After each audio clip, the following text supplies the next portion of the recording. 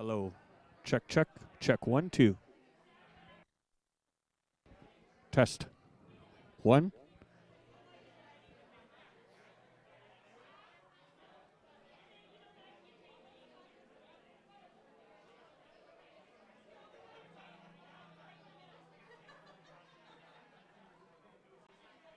Test. Test. Check. 1, 2. 1, 2. 1. 1. Check. 1, 2.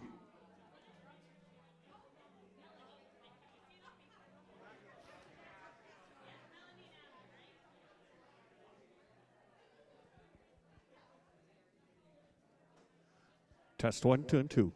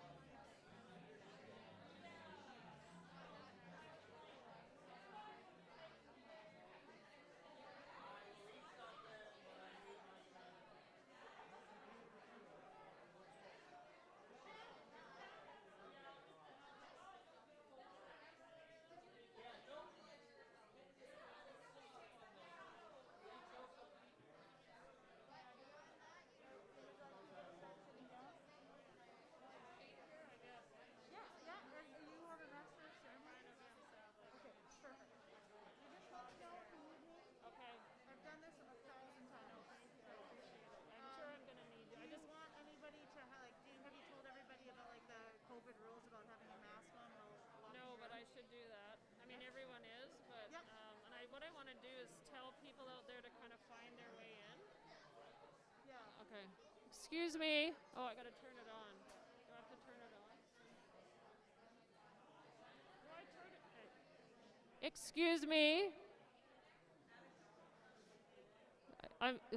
If everybody could come on in and just grab a seat, and if there isn't enough seats, if you could find a, I can't handle that. If you could find a place to just stand while we have our little program. Okay, I got to, he's going to turn that off, right? He's going to turn this off. Yeah. Do you want to help people kind of find somewhere to sit and get Mom up here? I'm just waiting for my mom. Oh, this is weird. Yes. Am I allowed to do this? Absolutely. Do you want to say the COVID one? Yes, I can help you. Yeah. I'll be here for you. I don't have my, I gotta go. Maya. Okay.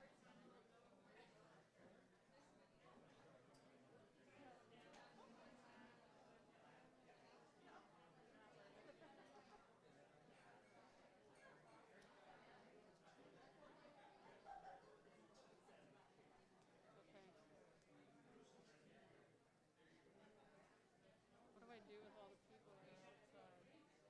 We can open up the door a little bit more. Let's do that. Okay.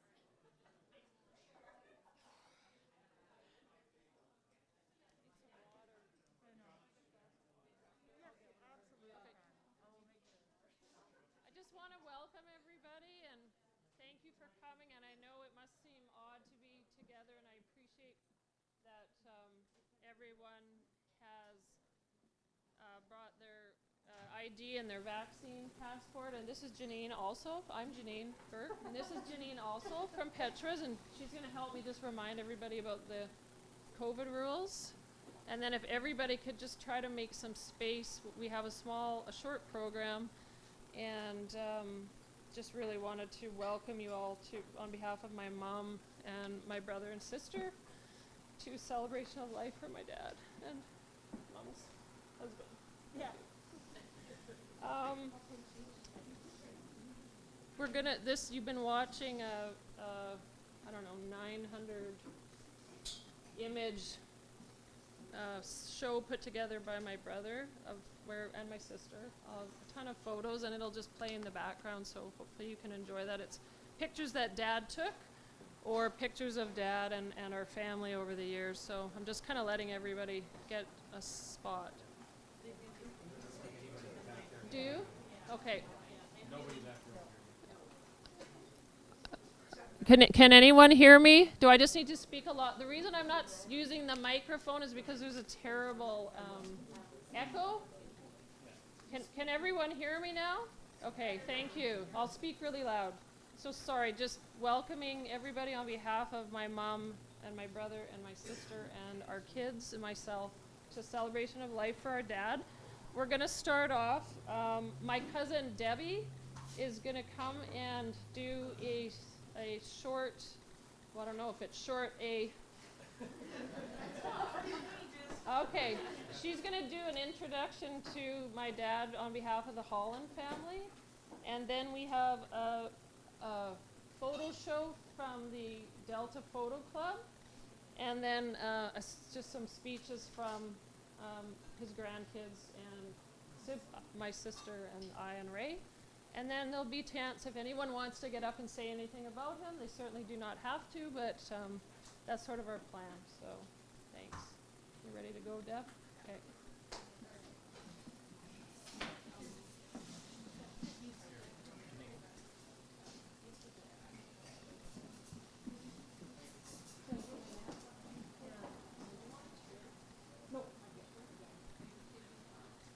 Hey, I'm a hallway. Can you guys hear me? Good. Back room is okay. Sorry. Yeah, my name is Debbie, and I'm Uncle Lowell's favorite niece. Don't let anybody tell you anything different. And yes, I am part of the Holland gang, so I can speak quite loudly. I'm here today with Lowell's sister, Pat. Hold your hand up, Mom. So if you get a chance, come over and say hi to her. And she's really kind of overwhelmed by how many people loved her brother. She's not surprised, but she's overwhelmed.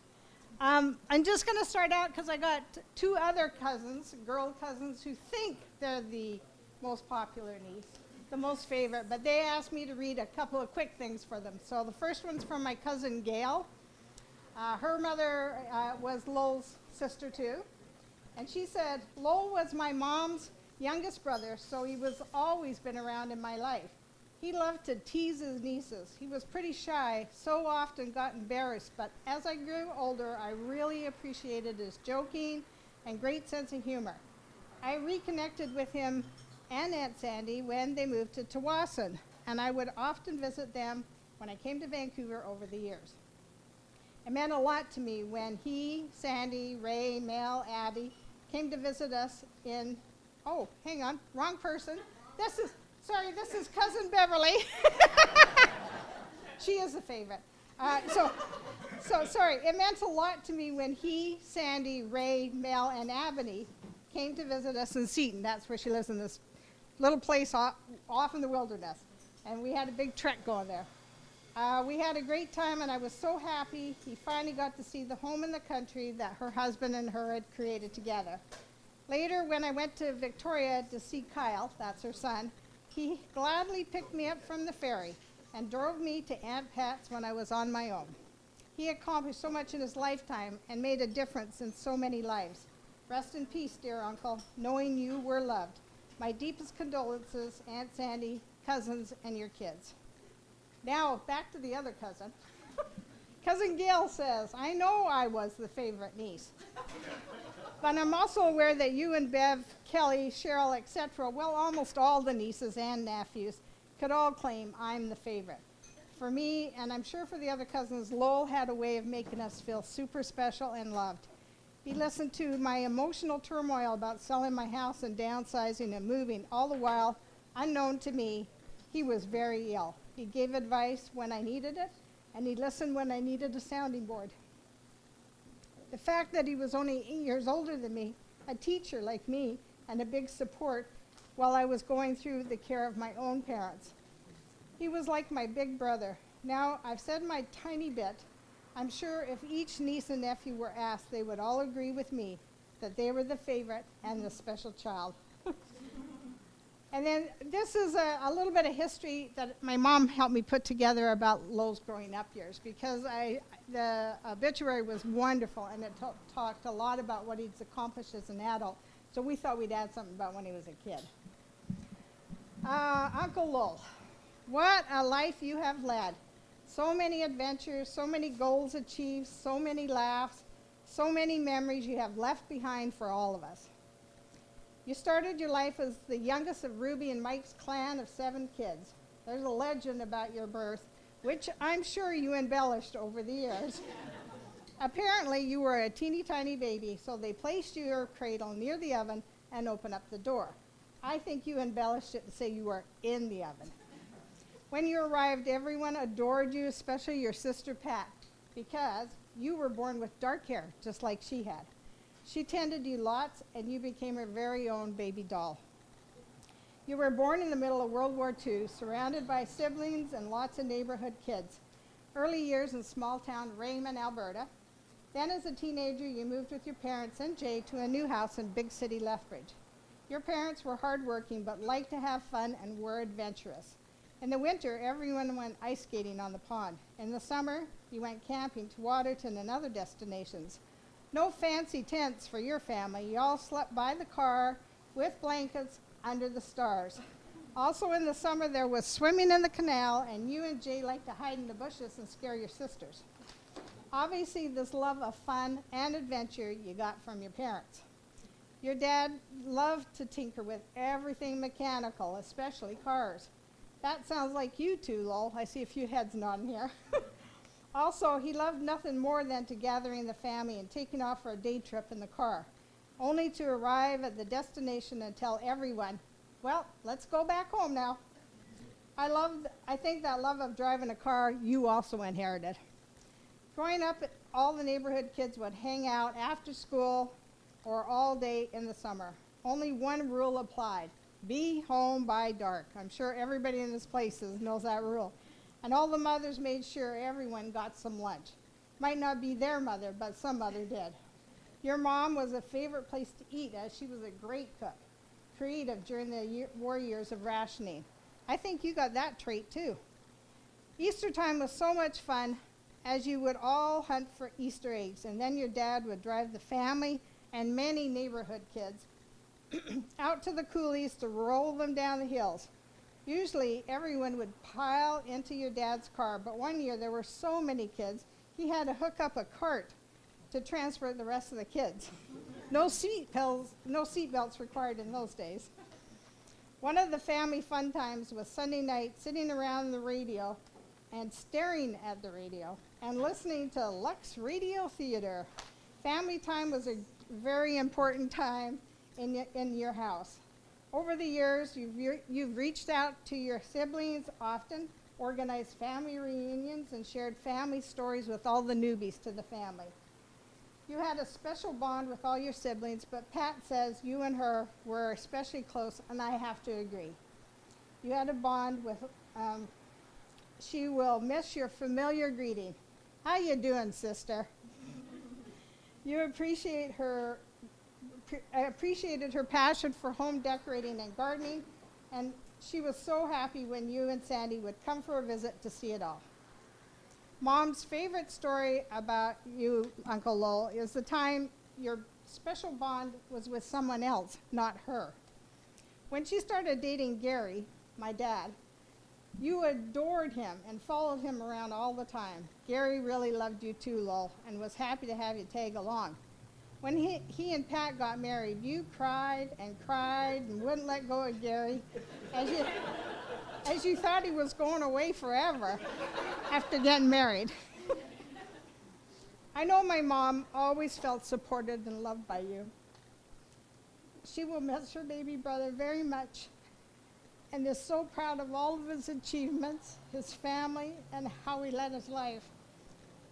We both love Sandy, Janine, Leslie, and Raymond and their families very much, and we promise to always be supportive of you guys like he was to us. That's it for my mom, and then on just one quick note from me, as I just want to add some thoughts about him being an uncle. And I'm sure everybody here has one favorite uncle in their life, so you can kind of relate to it. But this is my thoughts. I would like to add my own personal thoughts about Lowell, the uncle. I will miss you so much, Uncle Lowell. I will miss you asking me, how are you, kid? I will miss having you worry about me. I will miss your guidance and support. I will miss your great stories about life and your adventures. I will miss seeing your photos. Maybe not so much after tonight. I will miss that crazy dad sense of humor. I will miss having you as my friend and my second father. I will miss having you tell me I was your favorite niece. I know I will rejoice in the memories of laughs, tears, and conversations that we have shared, but mostly I will miss your love, Uncle Lowell. Thank you. That's it.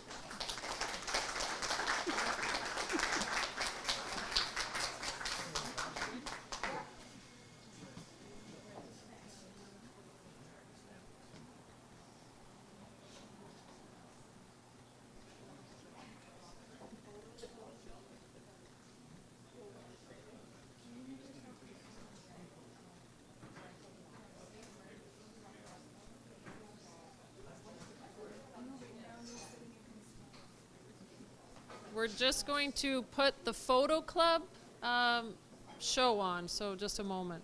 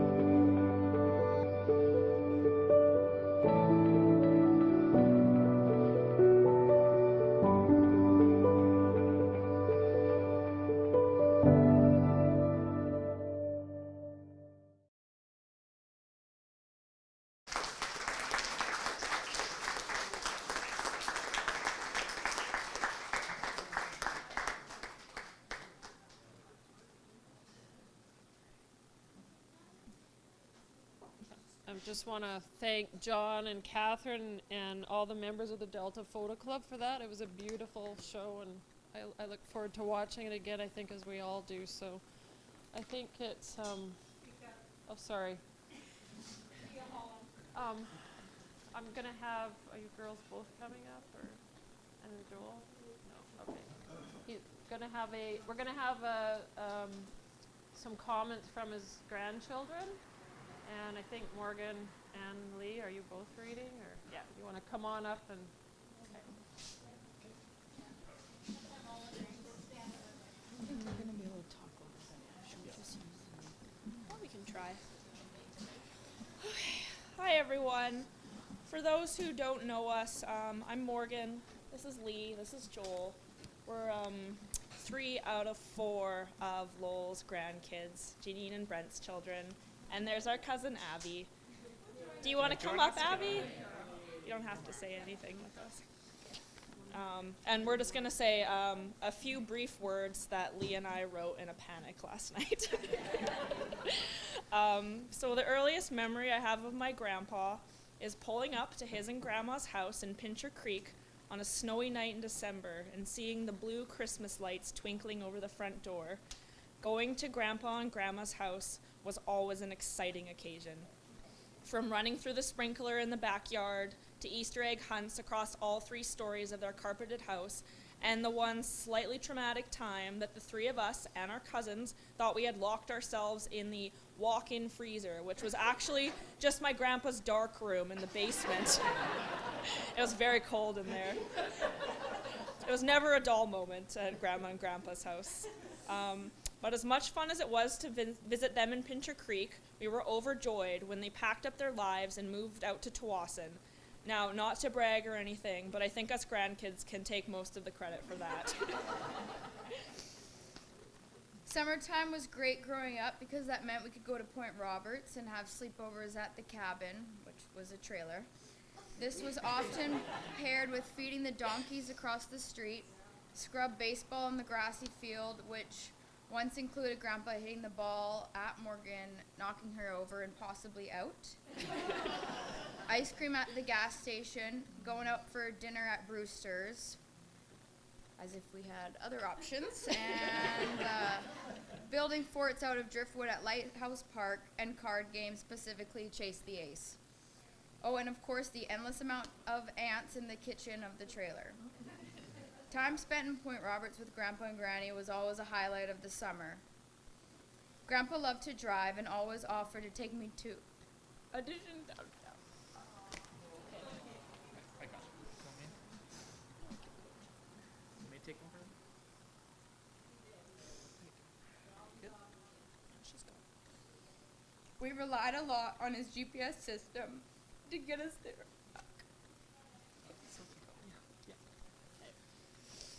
We usually had no problems getting there, but for some reason a wrong turn on the drive home often occurred.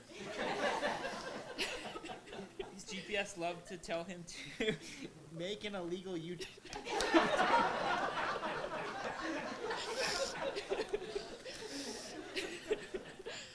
Guess that's the one, eh?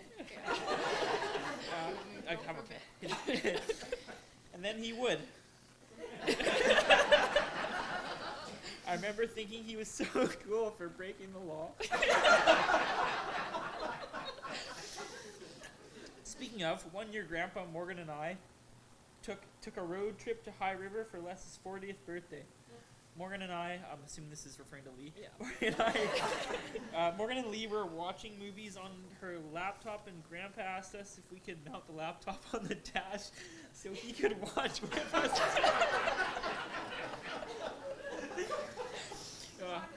I think he was disappointed when we told him no. Okay, you want to go? Yeah.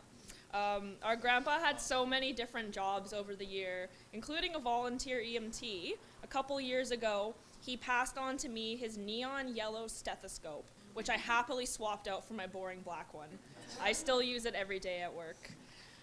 Grandpa also loved photography, as we clearly saw.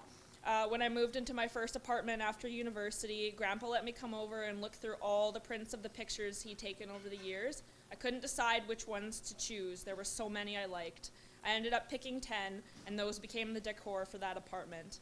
In more recent years, as I developed a love for photography myself, I would always be sure to post my hiking and travel pictures on Facebook for him to see. As tech-savvy as he was, he hadn't quite made it to Instagram yet. Sometimes names can be tricky, and everyone in my family does a great job of calling each other about 3 wrong names before they get the right one. For example, I'm never just Lee. I am Jan, Mo, Les, Lee. Grandpa decided at some point when I was quite young that I deserved a nickname, perhaps to solve this issue. This is when he decided from that point on I'd be known as Weed, because I was always growing. You can clearly tell. So this name came with me for years, specifically at my softball games, where he would sit in the stands cheering as loud as he could when I was up to bat. Smoke one out there, Weed.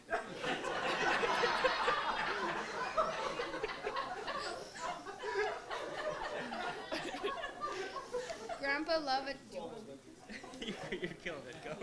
Grandpa loved attending Joel's hockey and baseball games. He would drive all over the Lower Mainland to watch him play and cheer him on.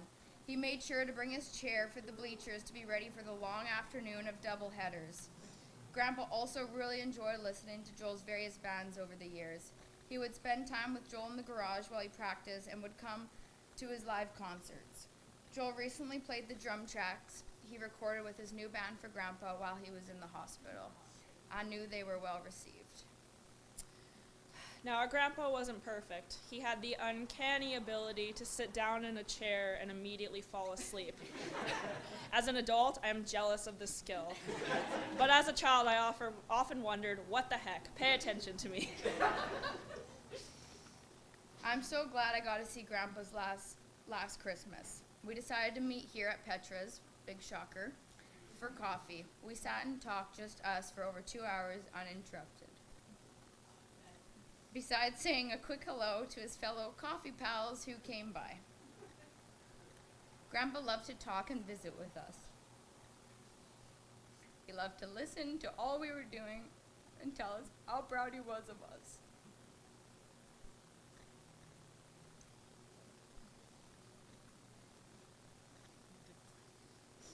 He was my biggest supporter in everything I did, and I am so thankful to have had my grandpa here growing up and a part of my life.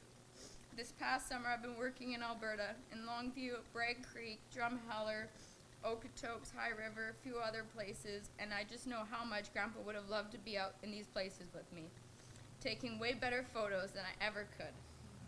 I feel his presence when I'm out there I feel him out there with me. I just wish he could be there with me. I really miss my grandpa, and I don't know what to do now that he's not here. But I know he loved his grandkids so much, and we all loved him endlessly. There are no words to properly describe how any of us feel, so for now I think it's best to just say, we love you, Grandpa, and we will miss you every day.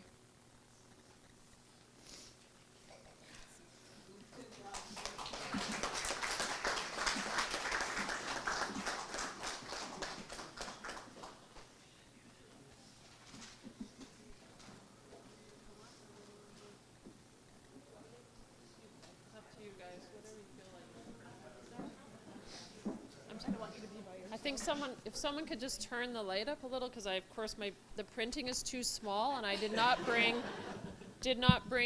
my reading glasses, so thank you. On behalf of Ray, Les, and myself, I want to share a few memories as a tribute to our dad. Dad did a lot of cooking. We all appreciated his crepes filled with ice cream, his potato soup, his lunchtime wieners and beans, Spanish rice, and spaghetti sauce. He loved Christmas, and when we were in elementary school, he and Mom would host an annual Christmas tree cutting party. We would drive out to the forest reserve. Us kids would find the tree we wanted, and he would trek through the snow and haul it home, where we would gather with a bunch of other families. Dad kept in close contact with his 6 siblings, and we grew up having a lot of fun attending family reunions, weddings, and visiting with the extensive Holland family. We did a lot of camping, as you heard, I think, already, starting out with an old military canvas tent, progressing to a tent trailer, and then the truck and camper for all 5 of us, which was sold immediately after we got home from a lengthy road trip all the way to Tijuana and back. Remember that? Thank you, Mom. Mom can tell you all about that. All kidding aside, we saw a lot of Alberta, BC, and the western U.S. thanks to Dad's love of travel. Dad and Mom got us out skiing. West Castle, now Castle Mountain, was where we learned to ski in -25. We had a few trips to Fernie and family trips to Whitefish, Montana in the late 70s. We also had a memorable family trip sailing around the Whitsunday Islands in Australia while Dad was on a teaching exchange. Lots of stories from that trip that will have to be saved for another night. A few specific memories. Dad and Mom doing a quick round of golf at the Waterton Golf Course while us 3 kids were given some money for junk food and amused ourselves on the putting green. For hours, I might say. 3.5 hours. Those were the good old days when you could just do that. He had an exaggerated storytelling style, and as we got older, we would call him out on some of his facts, later referring to this as the BS factor. Some of you in this room probably know that as well.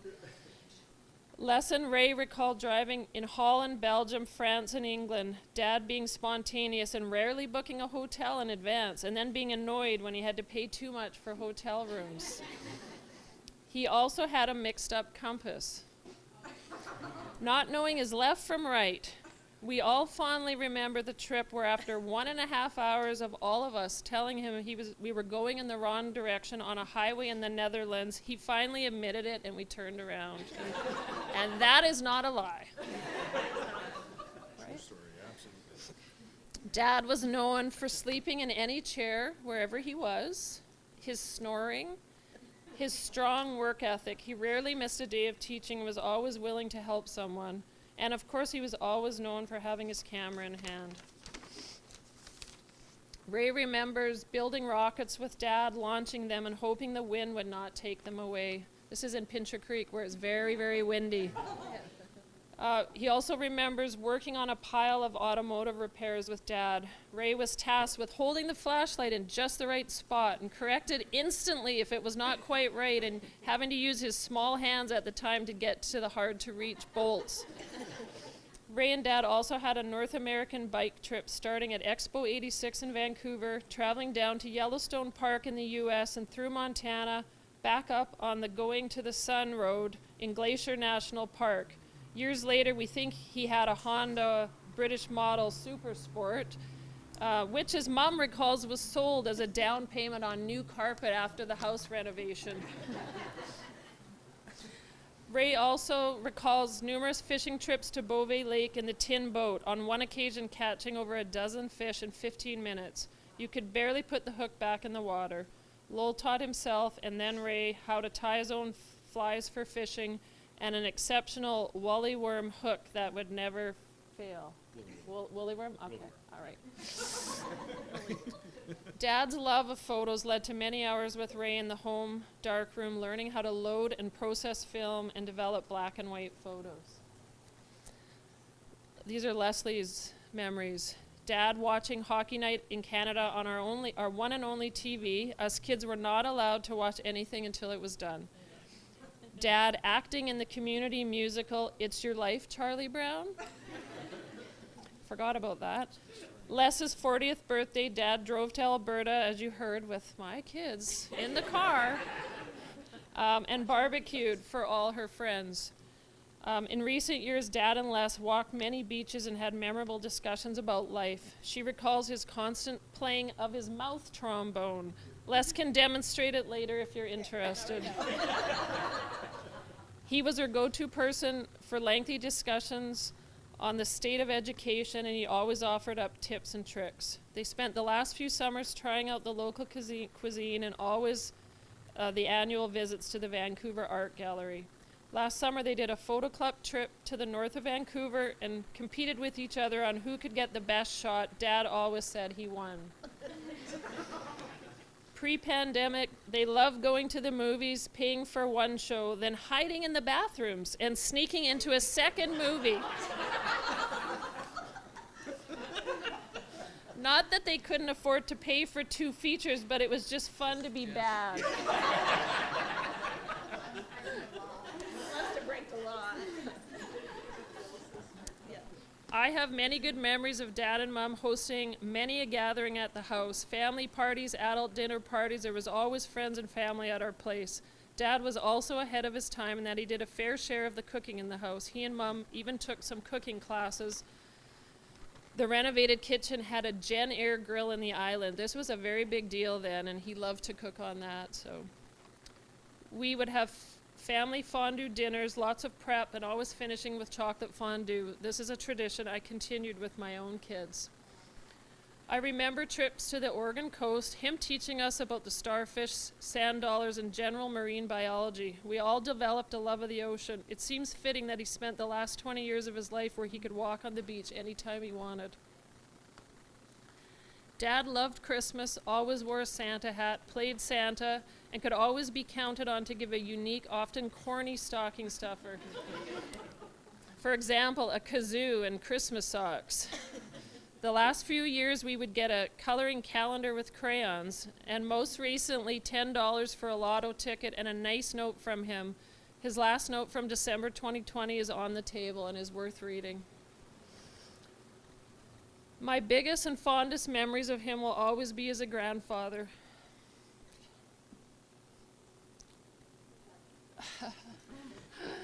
Having him living here while our 3 kids grew up has been the biggest gift. Sorry, I'll be fine. You will. I've read this 3 times, so I mean, he was, yeah. True. He was genuinely interested in their lives. He was always keen to attend every sporting activity, hockey, basketball, baseball, talk to them about school, attend a music concert, or would drive them anywhere. As you heard, he drove Lee to many auditions in Vancouver, and at one point he got to be an extra in a commercial that she landed. So they were both in their element that day. I know the 3 of us will always be grateful for the love that he had for the 3 of us and for all of his grandkids. Before I wrap this up, we just want to say a thank you to John, Catherine, and everyone from the Photo Club for putting on this beautiful slideshow. Janine and all the staff here at Petra's for helping us pull together this celebration for Dad.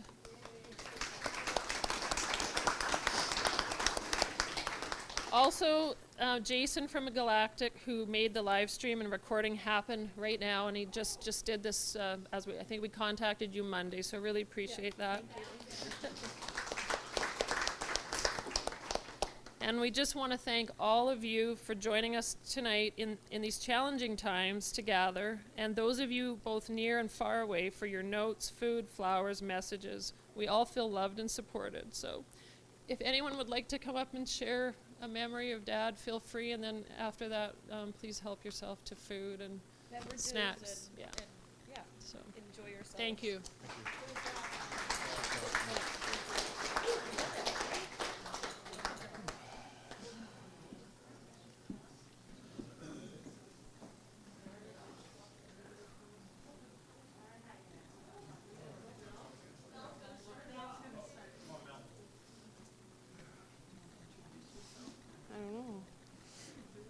Hello, everyone.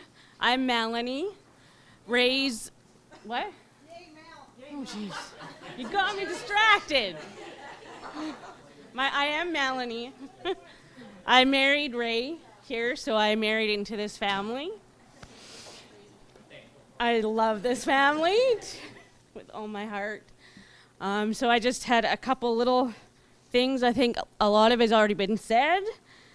But so from me to Lowell, Grandpa, Dad, I've only known you less than 20 years, which when I was writing this, I thought I was only been like 10 years. So obviously I've aged quite a bit. Anyways, 2 years still wasn't long enough to be with Grandpa. I don't know all his stories, but I'm grateful that I was able to be part of the end of his story.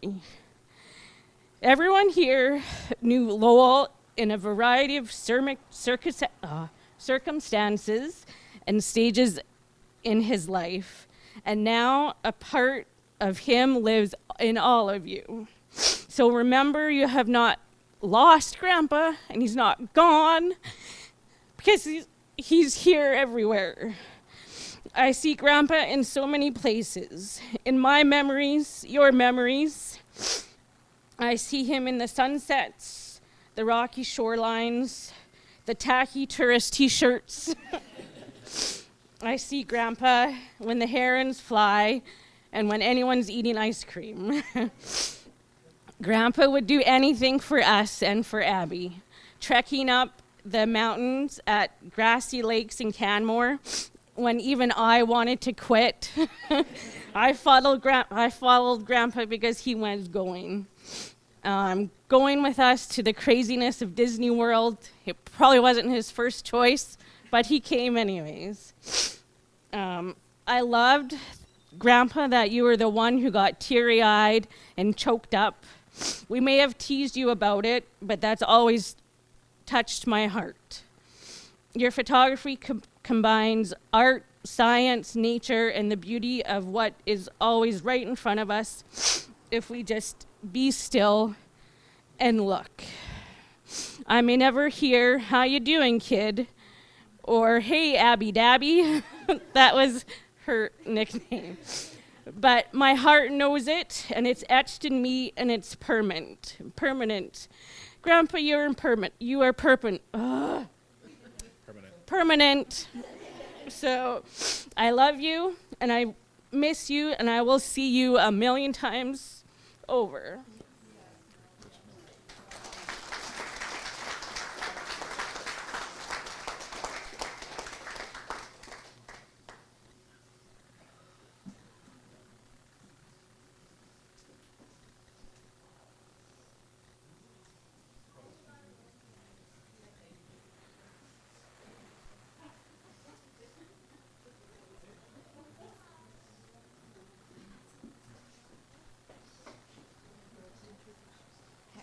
Hi everyone, I'm Janessa. I also speak very loudly. Anyone that knows my parents, I'm a Gladstone and we can't pass up an open mic. So, here we are. I am Janine and Brent's goddaughter, so while I didn't marry into the family, my parents thought they were cool enough to have me join the family. I didn't prepare anything, so excuse me if I get a little rambly.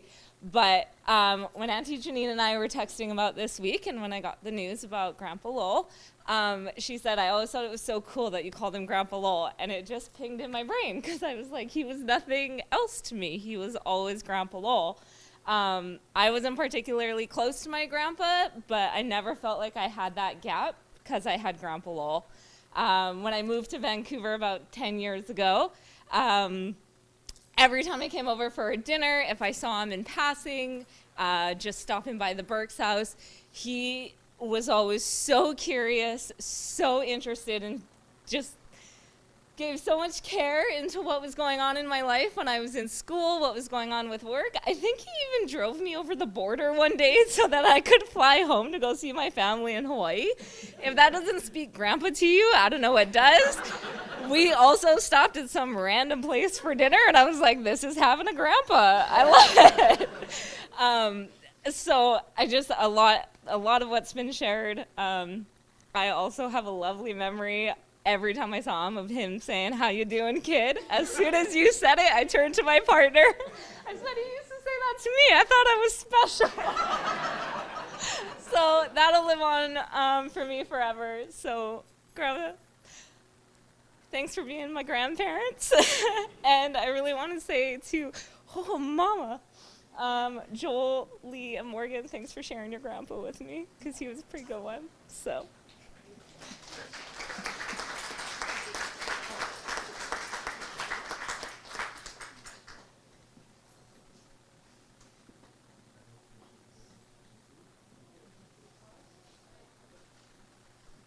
All right, well, does anyone else want to come up? And if not, I think we will wrap the program. And please take a moment and enjoy yourself and have some food and coffee and whatever else. And thank you so much for coming. It means so much to all of us. So thank you.